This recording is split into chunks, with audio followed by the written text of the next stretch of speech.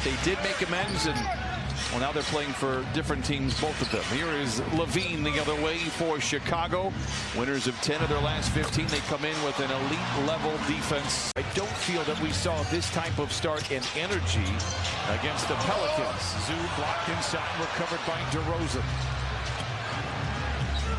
Beverly, he can shoot the ball. We know that very well. Forced turnovers on the opponents.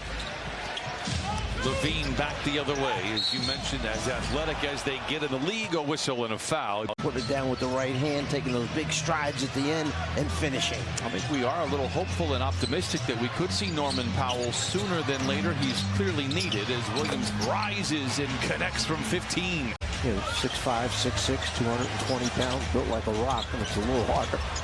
I actually don't know that, Coach. It's just as difficult as Westbrook fires against the Pelicans, going just 4 for 16 after a near flawless night prior, where he was 13 of 15 against the Thunder. Williams swooping in, no flat. Lower that shoulder, drive it to the basket. Nice job by Gordon. Clippers by 5. They've led by as many as 6.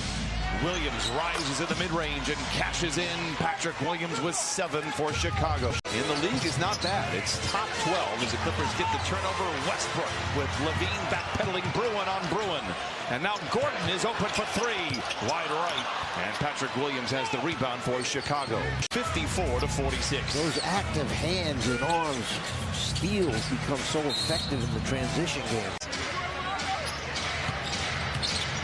30 is a very magic number for the Clippers as DeRozan is fouled from behind. A whistle will send him to the line for a couple.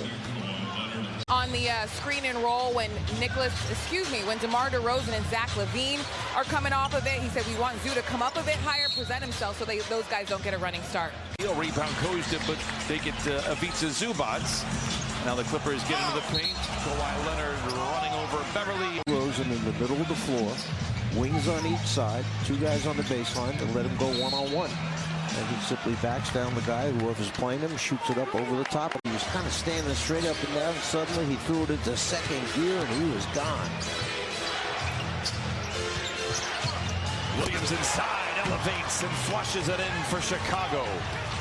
Their defense has been the best essentially since mid-January, a very solid sample size. So what the Clippers are doing here tonight should not be brushed away. It's break down that Chicago defense. Westbrook late in the clock. Drives on Beverly, loses the ball. Williams recovers. DeRozan ahead to the speedster. Levine cocks it back and flushes it in. The ball poked free. Westbrook has it. The Clippers on a power play. Westbrook down the lane. Back to the blocked at the peak of his leap, but a whistle and a foul. And he is a major impact player and just does all the right things. They miss him with a foot injury. Zoo is fouled inside. He'll go to the free throw line. Drummond inside.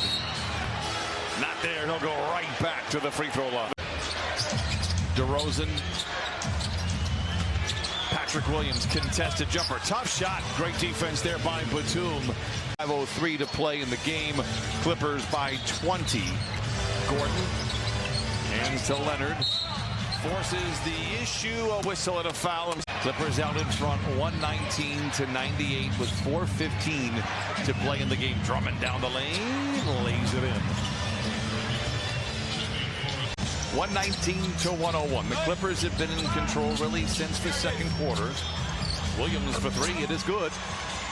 Still enough time on here to make this reporter a bit uncomfortable. When you and I were in Detroit, Clippers were down, 14 with 3.5 minutes to play. Derrick Jones Jr. whistle foul. Stop the clock here.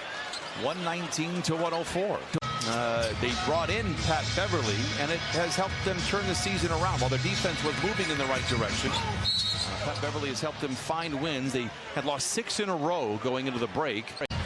Is doing 8 threes for Nicholas Batum here tonight. Diabate in a foot race, bounces ahead to Highland to the rim.